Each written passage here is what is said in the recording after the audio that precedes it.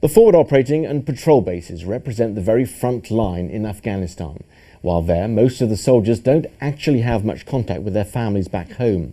Well, in December, we sent our features editor, Claire Allen, to one such patrol base to interview those stationed there so that she could send their stories to their regional newspapers and also back home to their families. I was staying in Patrol Base Minden, which is in Musakala. There were less than 50 soldiers there, and our objective there was to reach a new audience of soldiers who hadn't had the opportunity to tell their story. A hometown story, the purpose of it is to tell the story of Afghanistan through an individual, and it's an individual that people from his home or her hometown can actually recognise. It gives a personal face to the conflict in Afghanistan that people can know and recognise. So the hometown stories will go to wherever the soldiers' parents live, where they grew up, or where their wife and children now live. Because they were quite remote and they were on the front line, they'd come under quite a bit of contact. 2 days before we got there, they came under quite sustained attack on the actual patrol base themselves. They'd actually been involved in taking a new patrol base further on. They'd lost 2 soldiers in their initial move to the patrol base.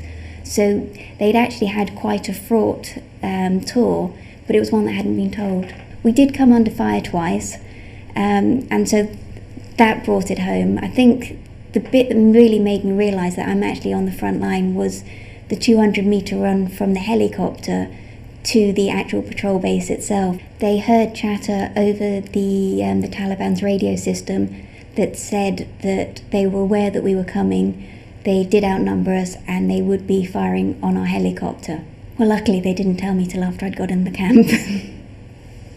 When I returned from Afghanistan, I found out that Rifleman James Brown, who was one of the soldiers who I'd interviewed, had sadly been killed in Sangin.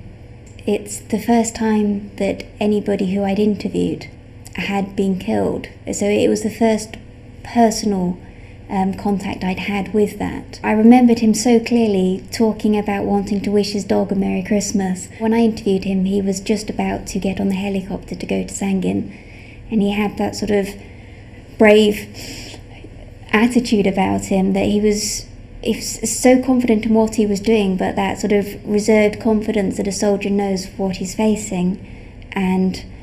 But he was 18 years old, and he was so happy. He was with his friends, and they all gave each other confidence. I think my biggest concern was making sure that we could recall the material that we'd sent out about him, so that his family weren't reading his comments in the newspaper. We had these very moving images of him in theatre doing his job, doing something that he clearly loved with his friends, that we were able to give to his family.